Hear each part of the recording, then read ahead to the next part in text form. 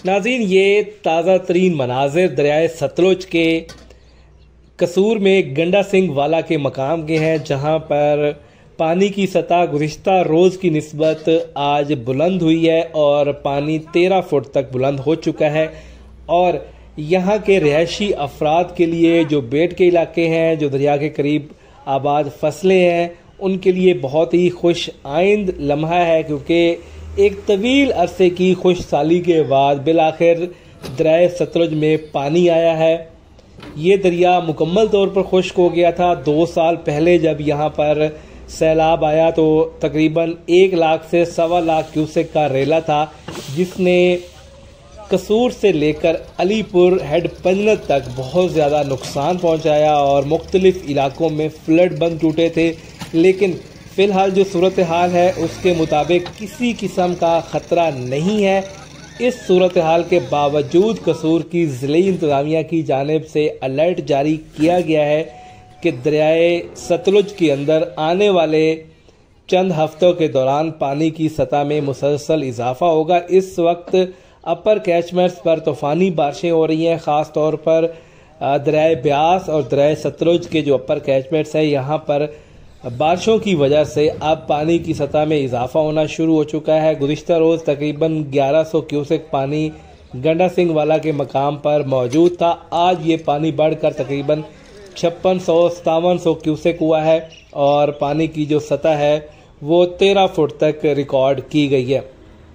अगर ये सतह 18 फुट तक बुलंद होती है तो फिर निचले दर्जे के सैलाब की कैफियत पैदा होगी। लेकिन इस तमाम सूरत हाल के बावजूद कसूर की ज़िला इंतज़ामिया की जानिब से तमाम इदारों को अलर्ट कर दिया गया है और जो दरिया मुकम्मल तौर पर सारा साल खुश्क रहता था उसमें अब पानी का बहाव शुरू हो चुका है। अच्छा बहाव है और दुआ करें कि ये पानी आगे बहावलपुर और अलीपुर तक हेड पंजनत तक लाजमी जाए, क्योंकि तमाम इलाकों को सैराब करे। लेकिन उसके साथ साथ थोड़ी सी एहतियाती तदाबीर भी ज़रूरी हैं। जिस तरह से ये लोग अब कश्तियों की मदद से अपना जो सामान है, चारा है, दीगर चीज़ें हैं, वो अब बाहर लेकर आ रहे हैं, क्योंकि दरिया के दूसरी तरफ भी इनकी ज़मीनें हैं और वहाँ से अपना सामान वगैरह अब लेकर आ रहे हैं। पहले ये लोग बग़ैर कश्तियों के दरिया में से गुज़र के आते थे, मुकम्मल तौर पर खुश था, पानी सिफर होता था।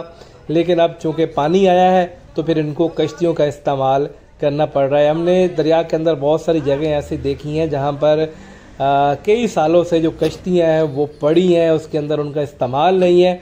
लेकिन अगर बड़ा सैलाब आता है तो उस सूरत हाल में थोड़ी सी जो परेशानी तो लाजमी होगी। 2 साल पहले भी जब सैलाब आया था तो फिर ख़ासा नुकसान हुआ, तजावज़ात बहुत ज़्यादा हैं। ऐसी सूरत हाल में अगर यहाँ पानी की मिकदार बढ़ती है तो आपको हम अपडेट ज़रूर करते रहेंगे कि थोड़ी सी आपकी अपनी ज़िम्मेदारी भी बनती है।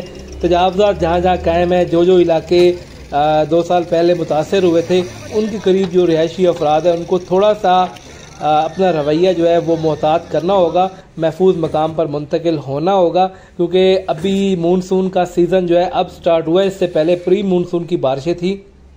प्री मानसून ने जिस तरह से दरियाओं में सूरत हाल पैदा की है, तो आगे मानसून में क्या हालात पैदा होते हैं ये बेहतर तो अल्लाह पाक जानते हैं। लेकिन हम दुआ ज़रूर करेंगे, साथ साथ जो एहतियाती तदाबीर हैं वो भी इख्तियार करनी पड़ेंगी कि अगर कोई सैलाबी सूरत हाल पैदा होती है तो हमें इंतज़ामिया के साथ ताउन करना पड़ेगा।